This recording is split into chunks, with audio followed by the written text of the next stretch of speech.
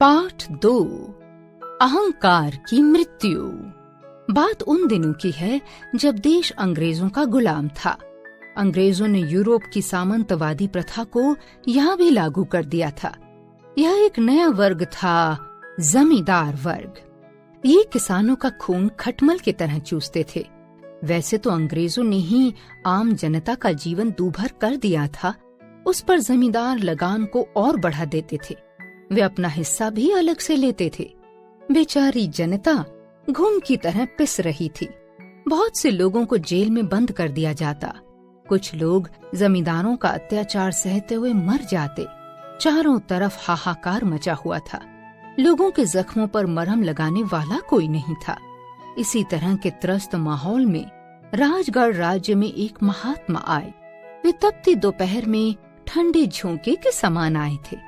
वे लोगों की छोटी छोटी व विभिन्न प्रकार की समस्याओं का समाधान करते थे। एक दिन राजगढ़ का जमींदार भी उस महात्मा के पास गया और अपनी परेशानी बताई। महात्मा के लिए सब एक समान होते हैं। उन्होंने यत्न पूर्वक जमींदार को हल बता दिया। बात यह थी कि जमींदार का बेटा उद्दंड होता जा रहा था। वह माता पिता की भी नहीं सुनता था। लोगों पर, नौकरों पर हुक्म चलाता था। कभी कभी तो उनके साथ दुर्व्यवहार भी करता था। महात्मा जी ने उसे अपने पास बुलाया और कहा, बेटा, तुम्हें मेरा एक कार्य करना है।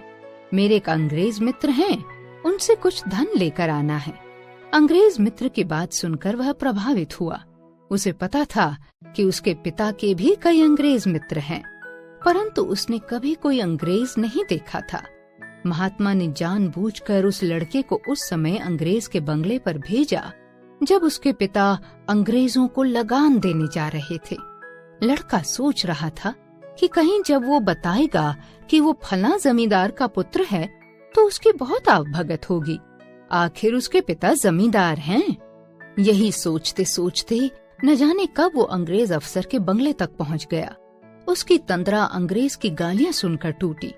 उसने गेट के बाहर से देखा कि अंग्रेज एक भारतीय सज्जन को भद्दी गालियां दे रहा है और वह सज्जन पगड़ी हाथ में लिए नीचे उसके कदमों में बैठा है। अंग्रेज ठोकर मारकर चला गया। तब सज्जन व्यक्ति उठकर मुड़ा और कपड़े ठीक करने लगा। लड़के ने जब उसे देखा तो लज्जा के मारे वो जमीन में गड़ा जा रहा था। ये उसके पिताजी थे, जिनसे सारा गांव डरता है, जो अकड़ कर चलते हैं। वो आखिरकार वापस महात्मा के पास आया।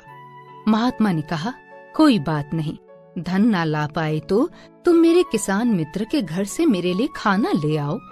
लड़का अब किसान के घर गया और महात्मा के लिए भोजन मांगा। किसान गरीब था, फिर भी उसने लड़के का सत्कार किया। उसे गुड़ पानी दिया और घर में बना सारा भोजन लड़के को दे दिया। लड़का भोजन लेकर महात्मा के पास आ गया। महात्मा ने कहा, तुम कैसा बनना चाहते हो? अपने पिता जैसी शानो शौकत चाहिए या? महात्मा के बोलने से पहले ही लड़का बोला, बिल्कुल नहीं, मैं किसी की ठोकर नहीं खाना चाहता। तो फिर किसानों के हमदर्द बनो, विद्या अध्ययन करो और माता पिता के आज्ञाकारी बनो। बेटे के सुधर जाने का जमींदार पर ऐसा प्रभाव पड़ा कि वो महात्मा का शिष्य बन गया। अब लोग महात्मा की निंदा करने लगे। एक दिन महात्मा ने जमींदार से कहा, आज मुझे एक स्वप्न दिखाई दिया जो तुमसे संबंधित है। मैंने स्वप्न में देखा कि एक फरिश्ता तुम्हारे पास आया और बोला, तुम्हारी आयु केवल 2 महीने बची है, अब तुम अपने अधूरे कार्य पूरे कर लो। जमींदार के पैरों तले जमीन खिसक गई। उसने पूछा, मुझे क्या करना चाहिए महाराज?